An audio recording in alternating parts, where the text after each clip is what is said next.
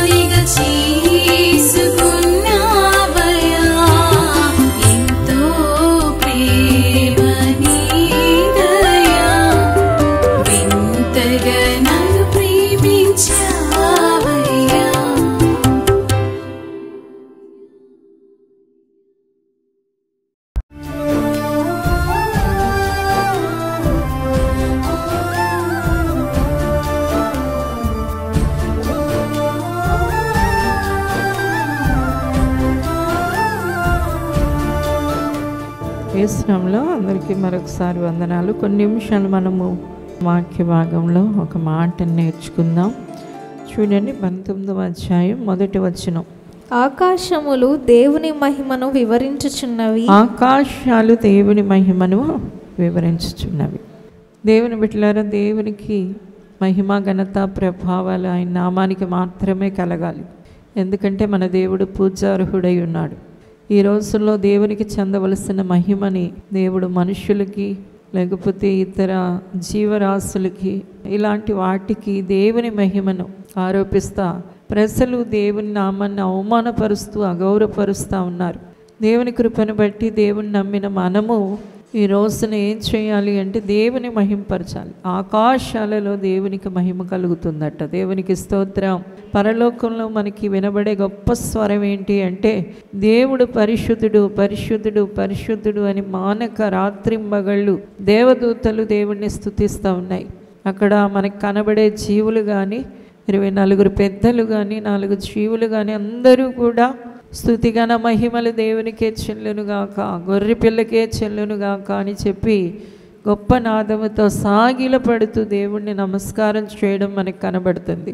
పరలోకమంతా ఇలాగ మహిమా ప్రభావాలు దేవునికి ఆరోపిస్తూ ఉన్నాయి. యెషయా గ్రంథంలో 6వ అధ్యాయంలో యెషయా దర్శనాన్ని చూసినప్పుడు ఈ దేదీప్యమానమైన ఒక అద్భుత మహిమను అక్కడ చూడగలిగాడు. అక్కడ ఆ స్థలమంతా కూడా దేవుణ్ణి స్తుతిస్తూ ఉంటే 2 రెక్కలతో కళ్ళు కప్పుకొని, 2 రెక్కలతో దేహమంతా కప్పుకొని, 2 రెక్కలతో ఎగురుతూ దేవదూతలు పరిశుద్ధుడు, పరిశుద్ధుడు, పరిశుద్ధుడు అని చెబుతూ ఉంటే మందిరం అంతా కూడా ధూమంతో నిండిపోయిందంట. అలాంటి దర్శనాన్ని చూశాడు. పద్మాసు దీపంలోని యోహాను కూడా పరలోక దర్శనాన్ని చూసినప్పుడు మహిమనే చూస్తున్నాడు. అక్కడ ఆరాధనే చూస్తున్నాడు. అక్కడ దేవుని ఘనపరచడమే చూస్తూ ఉన్నాడు. కాబట్టి ఈ రోజున దేవుని బిడ్డలుగా మనము కూడా ఏం చేయాలి అంటే దేవునికే మహిమ చెల్లించే వారిగా ఉండాలి. ఎల్లప్పుడూ దేవుణ్ణి స్తుతిస్తూ, మహిమ పరుస్తూ, ఘనపరుస్తూ దేవుణ్ణి సేవించే వారిగా ఉండాలి. దేవుణ్ణి అధికమైన స్తోత్రం చెల్లించడం. దేవుడు ఎక్కడున్నా మనము దేవుడే మహిమ పొందాలి అనే ఒక లక్ష్యంతో మన జీవితాన్ని ముందుకు నడిపించాలి. అందుకనే మనకి యెషయా చెప్తున్నాడు, నా నిమిత్తం నేను ఏర్పాటు చేసుకున్న జనులు నా స్తోత్రాన్ని ప్రచురపరుస్తారు. నా మహిమ నిమిత్తమే నేను వారిని సృజించుకున్నాను, నిర్మించుకున్నాను అని దేవుడు చెప్తున్నాడు. కాబట్టి ప్రతి వారికి ఒక లక్ష్యాన్ని, ఒక ఉద్దేశాన్ని కలిగి ఉండాలి. నేను దేవుణ్ణి స్తుతించాలి, దేవుణ్ణి స్తుతించాలి, ఆయన నామాన్ని మహింపరచాలి, ఆయన నామాన్ని ఘనపరచాలి, ఆయనకి అధిక స్తోత్రం చెల్లించాలి అనే ఉద్దేశాన్ని, కోరికను కలిగి దేవుని బిడ్డలారా మనము దేవుని గొప్పగా ఘనముగా ఆరాధించవలసిన వారమై ఉన్నాం. దేవునికి స్తోత్రం. దేవుణ్ణి గొప్పగా ఆరాధించాలి. ఎంతో స్తుతి దేవునికి మనం చెల్లించవలసిన వారమై ఉన్నాం. దేవుని చేసిన ఉపకారాలు మనం తలపోసుకుంటే ఇక మన ఆయువు కూడా సరిపోదు. లెక్కలేనన్ని మేలులు దేవుడు చేశాడు. మనం ఒక్కసారి మన దేహాన్ని చూసుకుంటే ఆయన చేసిన ఆశ్చర్యమైన అద్భుతమైన కార్యాలు కనబడుతూ ఉన్నాయి. దేవుడు ఎంత అద్భుతంగా మనల్ని తయారు చేశాడో కనబడుతుంది. కృతజ్ఞత హృదయం గలవారే దేవుణ్ణి అధికంగా స్తుతించగలరు దేవుని బిడ్డలారా. అందుకని ఆ హృదయం ఇమ్మని దేవుణ్ణి అడగాలి. కృతజ్ఞత హృదయం, కృతజ్ఞత బుద్ధి ఇమ్మని అడగాలి. దేవుడు చేసిన ఏ మేలు మరిచిపోకూడదు. దేవుడు నీకు ఎన్నెన్నో మేలులు చేశాడు. దానికి నువ్వు ఇచ్చే ఒకటే ఒక కృతజ్ఞత ఏంటి అంటే దేవునికి మహిమ చెల్లించడం. హల్లెలూయా. 50వ కీర్తన చివరి వచనంలో ఒక మాట ఉంటుంది చూడండి. స్తుతియాగము అర్పించువాడు నన్ను మహిమపరచుచున్నాడు. నేను వానికి దేవుని రక్షణ కనుపర్చినట్లు వాడు మార్గము సిద్ధపరచుకొనును. హల్లెలూయా. స్తుతియాగం అర్పించేవాడు ఏం చేస్తున్నాడట? దేవుణ్ణి మహింపరుస్తున్నాడు. వాడు ఏం చేస్తున్నాడంటే రక్షణనే సిద్ధపరచుకుంటున్నాడట. దేవుణ్ణి స్తుతించేవాళ్ళు దేవుణ్ణి మహింపరుస్తున్నారు. మహిమ, దేవునికి ఘనత మహిమలు తీసుకెళ్తున్నారు. అలాంటి వారు తమ రక్షణను తామే సిద్ధపరచుకుంటున్నారు. అన్ని విషయాల్లో రక్షించబడతారు. పాపం కానివ్వండి, శాపం కానివ్వండి, దెయ్యాల నుండి రక్షణ, పాపాల నుండి రక్షణ, శాపాల నుండి రక్షణ, దురలవాట్ల నుండి రక్షణ, ప్రతి దానిలో నుండి ఒక రక్షణ అనేది ఎవరికి కలుగుతుంది అంటే దేవుణ్ణి కృతజ్ఞతా హృదయంతో స్తుతించడానికి ఆరాటపడేవాళ్ళు, ఆశపడేవాళ్ళు, ఆ బలమైన కోరిక కలిగిన వారి విషయంలో జరుగుతుంది. హల్లెలూయా. దానియేలు జీవితాన్ని మనం చూసినప్పుడు అతడు ముమ్మారు దేవుణ్ణి స్తుతించేవాడట. ముమ్మారు స్తుతిస్తూ ఉన్న దానియేలుని తీసుకెళ్ళి ఏం చేస్తారు అంటే సింహాల బోనులో పడవేశారు. పడవేసిన తరువాత ఆ రాజుగారు చెబుతున్నారు, నువ్వు అనుదినము తప్పక సేవించిన నీ దేవుడు నిన్ను రక్షించగలిగాడా? దేవునికి స్తోత్రం. ఎందుకంటే అందరికీ ఆ విషయం తెలిసింది. దానియేలు తప్పకుండా దేవుణ్ణి స్తుతిస్తాడు. హల్లెలూయా. ఈ రోజున మన ఇంటి పక్కల వాళ్ళు, మన వీధి వారు, మన బంధువులు, మన స్నేహితులు అందరూ, మన కుటుంబం వాళ్ళు, ఈమె ప్రతిరోజు దేవుణ్ణి రీతిగా స్తుతిస్తుంది. స్తుతించడానికి ఆమె దేవుని దగ్గరికి వెళుతుంది అని మన గురించి సాక్ష్యం ఇవ్వాలి. రాజుగారే సాక్ష్యం ఇస్తున్నారు, నువ్వు అనుదినము తప్పకుండా సేవించిన దేవుడు నిన్ను రక్షించాడా?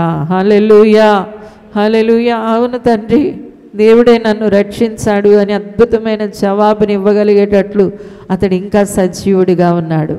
మామూలుగా అడ్డంకులు, అభ్యంతరాలు లేకపోతే అందరూ స్తుతిస్తారు. కానీ ఇక్కడ అభ్యంతరం, ఆటంకం ఉన్నప్పుడు కూడా దేవుణ్ణి స్తుతించాడు. ప్రాణంతో చెలగాటమే అది. ఎందుకంటే రాజుగారు వద్దన్నారు, ఆ మాటను ధిక్కరిస్తే సింహాల బోనులో పడేస్తానన్నారు. ఇదంతా తెలుసుండి ఇదేంటి మనం అంటే మన భాషలో ఏమంటారు, ఏంటండి ఆ మూర్ఖత్వం, ఏంటి ఆ మూర్ఖత్వం? రాజుగారు చెప్పారు కాబట్టి ఒక 4 రోజులు ఊరుకోవచ్చు కదా. కానీ దేవుని బిడ్డలారా, అతడు దేవుణ్ణి ప్రాణం పోయినా కూడా నా దేవుని ఒక్కరోజు కూడా ఆరాధించకుండా ఆగను. దేవునికి స్తోత్రం. ఒక్కరోజు కూడా నా దేవుణ్ణి స్తుతించకుండా మానను అని అద్భుతమైన తీర్మానాన్ని దేవుని ఎదుట అతడు కలిగి ఉన్నాడు. ఈ రోజున దేవుణ్ణి స్తుతించేటప్పుడు ఇలాంటి హృదయం, ఇలాంటి ఆశ, ఆసక్తి ప్రతి వారిలో మండుతున్నప్పుడు వాళ్ళు నిశ్చయంగా వారి రక్షణ వాళ్ళు పొందుకుంటారు. అంతే. దేవునికి స్తోత్రం. వాళ్ళని దేవుడే రక్షిస్తూ ఉంటాడు, అనుక్షణం రక్షిస్తూ ఉంటాడు. సాతాను కబంధ హస్తాలలో పడకుండా ఆకాశ మండలంలో తిరుగుతున్న ఈ దురాత్మల సమూహం యొక్క బారిని పడకుండా, శత్రువులుగా మనుషులు లేస్తున్నా వారు విరోధంగా చేసే క్రియలలో పడకుండా దేవుడే వారిని రక్షిస్తాడు. హల్లెలూయా. దేవుడే వారిని విడిపిస్తాడు. ఆయన సహాయకుడై ఉన్నాడు.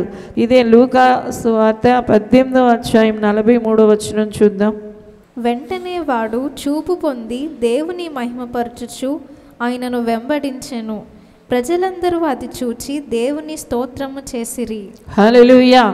ఎవరు ఎక్కువ స్తుతిస్తారు అంటే దేవుణ్ణి వెంబడిస్తున్న వాళ్ళు, ప్రతి క్షణం దేవుని గురించిన జ్ఞాపకాన్ని, ఆలోచనని కలిగిన వారు. వాళ్ళు ఏం చేయగలుగుతారు అంటే దేవుణ్ణి స్తుతించగలుగుతారు. ఇక్కడ పుట్టి కొట్టివాడు ఏం చేస్తున్నాడు అంటే తనకి చూపు రాగానే దేవుణ్ణి స్తుతించి మహింపరచడం మొదలుపెట్టాడు. మహింపరచడమే కదా, ఆయన్ని వెంబడిస్తున్నాడు. ఈ రోజున మనం దేవుణ్ణి అధికంగా ఎలా స్తుతించగలం, దేవుణ్ణి ఎలాగ స్తోత్రం చేయగలము అంటే మనము దేవుణ్ణి వెంబడించే వాళ్ళగా ఉండాలి. అనుక్షణం ఆయన జ్ఞాపకం ఉంటున్నప్పుడు మన నోట్లోంచి మనకు తెలియకుండానే, అది ఏ స్థలమైనా కావచ్చు, అక్కడ మన నోట్లోండి స్తుతి వస్తానే ఉంటుంది. దేవునికి స్తోత్రం. ఒక్కసారి మనం దేవుని జ్ఞాపకం చేసుకుంటే మన గుండెంతా కరిగిపోతుంది, కృతజ్ఞతతో నిండిపోతుంది దేవుని బిడ్డలారా. అందుకనే మనం ఎల్లప్పుడూ కూడా దేవుణ్ణి జ్ఞాపకం చేసుకునే వాళ్ళగా ఉండాలి. ఆయన మన కొరకు చేసిన పుణ్యకార్యాన్ని, ఆయన చేసిన మహాబలియాగాన్ని, దేవుడు మనల్ని విడిపించిన విధానాన్ని, దేవుడు మన జీవితాల్లో పనిచేస్తున్న విధానాన్ని, ఇవన్నీ కూడా మనం తలపోసుకోవాల్సిన వారమై ఉన్నాం. అలా తలపోసుకుంటున్నప్పుడు నిశ్చయంగా మనము దేవుణ్ణి స్తుతించగలుగుతాం. దేవునికి స్తోత్రం. హల్లెలూయా. ఈ రోజున దేవుణ్ణి మనము అనుసరించి ఆయన గురించిన జ్ఞాపకాలు మనం గుర్తుకి తెచ్చుకున్నప్పుడు మన నోట్లోండి మనకు తెలియకుండానే స్తోత్రం రావడం ప్రారంభిస్తుంది. తరువాత చూద్దాం, చూడండి 1 కొరింథీ పత్రిక 6వ అధ్యాయం 17వ వచనం దగ్గర నుండి చదువుదాం. అటువలే ప్రభువుతో కలుసుకొనువాడు ఆయనతో ఏకాత్మై ఉన్నాడు. జారత్వమునకు దూరముగా పారిపోవుడి. మనుషుడు చేయు ప్రతి పాపమును దేహమునకు వెలుపల ఉన్నది గాని జారత్వము చేయువాడు తన సొంత శరీరమునకు హానికరముగా పాపము చేయుచున్నాడు. మీ దేహము దేవుని వలన మీకు అనుగ్రహింపబడి మీలోనున్న పరిశుద్ధాత్మకు ఆలయమై ఉన్నదని మీరెరుగరా? మీరు మీ సొత్తు కారు, విలువ పెట్టి కొనబడిన వారు గనుక మీ దేహముతో దేవుని మహిమపరచుడి. మీ దేహముతో దేవుని మహిమపరచండి. మీరు విలువ పెట్టి కొనబడిన వారు. ఎప్పుడు దేవునికి మహిమ చెల్లుతుంది, ఎప్పుడు దేవునికి ఘనత చెల్లుతుంది అంటే మనం స్తుతిస్తున్నప్పుడు దేవునికి మహిమ చెల్లుతుంది. మనం దేవుణ్ణి వెంబడించేటప్పుడు, ఆయన్ని అనుసరిస్తూ ఉన్నప్పుడు మనకి దేవుడికి మహిమ కలుగుతుంది. ఇక్కడ మనం చూసినప్పుడు అంటున్నాడు, మీ దేహముతో దేవుణ్ణి మహిమపరచండి. నీ దేహంలో పాపము లేకుండా చూచుకుంటున్నప్పుడు దేవునికి మహిమ కలుగుతుంది. దేవునికి స్తోత్రం, హల్లెలూయా. దేవుని కొరకు, అందుకనే రోమాపత్రిక 12వ అధ్యాయంలో అంటున్నాడు, మీ శరీరాల్ని దేవుని కొరకు ఏం చేయండి? సమర్పించుకోండి. అదే యుక్తమైన సేవ అంటున్నాడు. ఈ దేహంతో పాపం జరగకుండా చూచుకుంటే దేవుణ్ణి ఏం చేయగలుగుతారు అంటే మహిమపరచగలుగుతారు. దేవునికి స్తోత్రం, హల్లెలూయా. దేవుని మహిమపరచుకునేటట్లుగా ఈ దేహాన్ని మనము కంట్రోల్కి తీసుకోవాలి. అందుకనే దశలోనిక పత్రికలో అంటాడు, ఏది దేవుని చిత్తం, ఏది దేవుని చిత్తమని నువ్వు ఆలోచించవలసిన అవసరం లేదు. నీ ఘటాన్ని పరిశుద్ధంగా కాపాడుకోవడమే దేవుని చిత్తం. దేవునికి స్తోత్రం. ఈ ఘటం పరిశుద్ధంగా ఉంటే అందులోకి మహిమ దిగి వస్తుంది, ప్రభావం దిగి వస్తుంది, దేవుని ప్రసన్నత దిగి వస్తుంది, దేవుని ఆత్మ దిగి వస్తుంది, దేవుని బలము దిగి వస్తుంది, దేవుని శక్తి దిగి వస్తుంది. అప్పుడు నువ్వు ఘనమైన వ్యక్తిగా దేవుని ఎదుట అందమైన వ్యక్తిగా నిలబడగలుగుతావు. దేవునికి స్తోత్రం. కాబట్టి ఈ దేహములో పాపం జరగకుండా చూచుకోండి. అప్పుడు మీ దేహం ద్వారా దేవునికి ఏం కలుగుతుంది? మహిమ కలుగుతుంది. కాబట్టి దేవుని బిడ్డలారా ఎప్పటికప్పుడు పరిశీలించుకోవాలి. నీ తలంపులు శుద్ధి చేసుకోవడానికి, నీ ఊహలు, నీ ఆలోచనలు శుద్ధీకరించుకోవడానికి, నీ నోటి మాటలు, నీ వినికిడి అన్నిటినీ కూడా నువ్వు శుద్ధీకరించుకునేటట్లుగా ఎప్పుడు కూడా చూసుకుంటూ ఉండాలి. నీ చేతలు, నీ నడక అన్నీ కూడా ప్రతిరోజు శుద్ధిగా ఉన్నాయా లేదా, శుద్ధీకరించుకున్నాయా, ఎక్కడైనా ఎందులో అన్న లోపం వచ్చిందా, ఈ విషయంలో కనుక జాగ్రత్త వహిస్తే నిశ్చయంగా మీ దేహం ద్వారా దేవుడికి మహిమ కలుగుతుంది అంటున్నాడు. దేవునికి స్తోత్రం. నీ దేహం ద్వారా దేవునికి ఏం చెల్లవలసి ఉంది అంటే మహిమ చెల్లవలసి ఉంది. హల్లెలూయా. తర్వాత చూడండి, రోమాపత్రిక 4వ అధ్యాయం 21వ వచనాన్ని చూద్దాం. దేవుని మహిమపరచి ఆయన వాగ్దానము చేసిన దానిని నెరవేర్చుటకు సమర్థుడని రూఢిగా విశ్వసించి విశ్వాసము వలన బలము నొందెను. హల్లెలూయా. దేవుని మహిమపరిచి ఆయన వాగ్దానం చేస్తున్న దాన్ని నెరవేర్చగల సమర్థుడు. దేవుడు ఏం చెప్పాడో అదే చేస్తాడు. దేవుని బిడ్డలారా, ఈ విషయంలో మనము విశ్వాసం వల్ల బలపడాలి. చాలామందికి దేవుని మీద విశ్వాసం ఉండదు.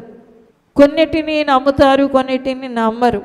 పరిపూర్ణంగా అన్ని విషయాల్లో మనం దేవుని నమ్మవలసిన వారమై ఉన్నాం. ఆయన వాగ్దానం చేసిన దేవుడు దాన్ని నెరవేర్చడానికి సమర్థుడు, శక్తిమంతుడు. దేవునికి స్తోత్రం. నీకేమైతే చెప్పాడో అదంతా కూడా దేవుడు చేస్తాడు. దేవుడు చెయ్యాలి అంటే దేవుని మహిమపరచడం ఎలాగ జరుగుతుంది అంటే విశ్వాసం వలనే జరుగుతుంది. ఒక వ్యక్తి విశ్వాసిగా ఉన్నప్పుడు ఆ వ్యక్తి ఏం చేయగలుగుతాడు అంటే దేవుని అధికంగా తన జీవితం ద్వారా మహిమపరచగలుగుతాడు. ప్రభు, అన్నీ నువ్వే చేస్తున్నావు, అన్నీ నువ్వే ఇస్తున్నావు, నన్ను నీవే నడిపిస్తున్నావు, ఉదయం లేచింది మొదలు రాత్రి వరకు నువ్వు నడిపిస్తున్నావు ప్రభు, నువ్వు నడిపిస్తున్నావు, నీవే నాకు ఆలోచన చెప్తున్నావు, నీ సహాయం, నీ కృప, నీ దీవెన, నీ ఆశీర్వాదం అని ఎవరైతే దేవుణ్ణి మీద ఆనుకుంటారో అలాంటి వారి ద్వారానే దేవునికి మహిమ కలుగుతుంది. హల్లెలూయా. దేవునికి నా ద్వారా ఎలాగ మహిమ కలుగుతుందండి? నేను ఆయనకు ఒక దీపంగా ఎలాగ ఉండగలను? నా ఆత్మదీపం ఎలాగ వెలుగుతూ ఉంటుంది? దేవుడు మనల్ని వెలిగించాడు, మన ఆత్మదీపాన్ని వెలిగించాడు. ఆ దీపం ప్రకాశిస్తూ కనబడాలి, ప్రజ్వలిస్తూ కనబడాలి, ఆ మహిమ అలాగా కనబడుతూ ఉండాలి. అది ఎలా జరుగుతుంది అంటే నీ విశ్వాసం వల్లే జరుగుతుంది. నీ దేహాన్ని పరిశుద్ధంగా ఉంచుకోవడం వల్లే జరుగుతుంది. నువ్వు యేసయ్యని అనుక్షణము జ్ఞాపకంలో పెట్టుకోవడం వల్లే జరుగుతుంది. స్తుతి యాగం అర్పించడం వల్లే జరుగుతుంది. దేవునికి స్తోత్రం.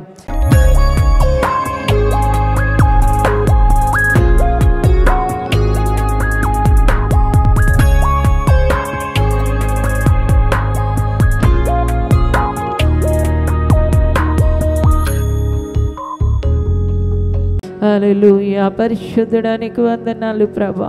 నీ బిడ్డలందరూ నాయనా నేను మహిమపరిచేవారిగా, నేను మహిమపరిచేవారిగా, అయ్యా పరలోకాన్ని భూలోకములో చూపించేవారిగా ప్రతి బిడ్డని అభిషేకించండి నాయన, ప్రతిష్ఠించండి నాయన, ప్రతిష్ఠించండి ప్రభా.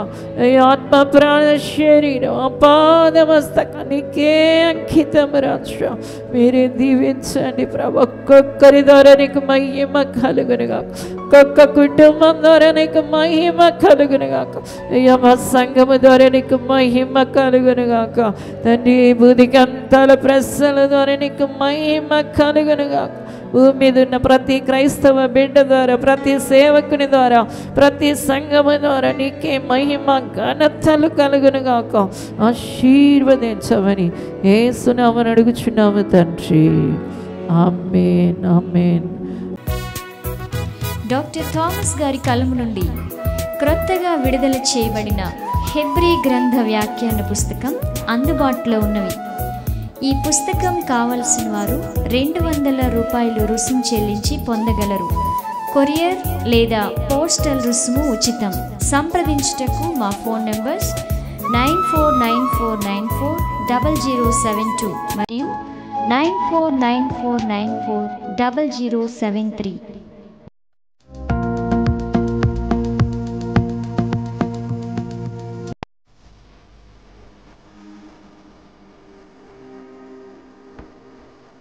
రాజమహేంద్రవరంలో దహించు అగ్ని సేవకుల కూడిక మే 27వ తేదీన ఉదయం 10 గంటల నుండి ప్రారంభించబడును.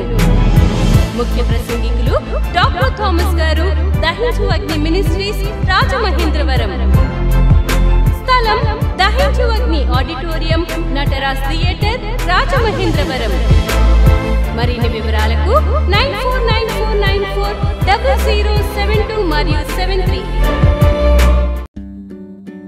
ఇది కుటుంబ ఆశీర్వాద కూడిక. ఇక్కడ మేము మా కుటుంబాలను కట్టుకున్నాం. మరి మీరు? అయితే ప్రతి శుక్రవారం రాజమహేంద్రవరంలో జరిగే ఈ కుటుంబ ఆశీర్వాద కూడికలో పాల్గొనండి. ఈ కూడిక జరుగు స్థలం దహించు అగ్ని ఆడిటోరియం, నటరాజ్ థియేటర్, రాజమహేంద్రవరం. సికింద్రాబాద్ లో దహించు అగ్ని అద్భుత అసాధారణ కూడిక ప్రతి శనివారం సాయంత్రం 5 గంటల నుండి ప్రారంభించబడును. స్థలం SPG church ground, alpha hotel వెనుక, సికింద్రాబాద్. మరిన్ని వివరాలకు 9494940074 మరియు 75. రాజమహేంద్రవరంలో దహించు అగ్ని అభిషేక ఆదివారపు ఆరాధన ఇప్పుడు ప్రతి ఆదివారం ఉదయం 9:30 నుండి ప్రారంభించబడును. తప్పక పాలు పొందండి, దైవిక ఆశీర్వాదం పొందండి. స్థలం దహించు అగ్ని ఆడిటోరియం, నటరాజ్ థియేటర్, రాజమహేంద్రవరం. మీ ప్రార్థన అవసరతలకు 9494940072 మరియు 73. ఈ టీవీ కార్యక్రమాన్ని చూసి ఆశీర్వదించబడినట్లయితే దహించు అగ్ని టీవీ పరిచర్యకు మరియు బ్లెస్సింగ్ ల్యాండ్ కు సహకరించండి. దహించు అగ్ని trust current account number 357222444370, state bank of India main branch, Rajamahendravaram. My address, Dr. Thomas, Dahinchu Agni Ministries, Tummalova, Rajamahendravaram.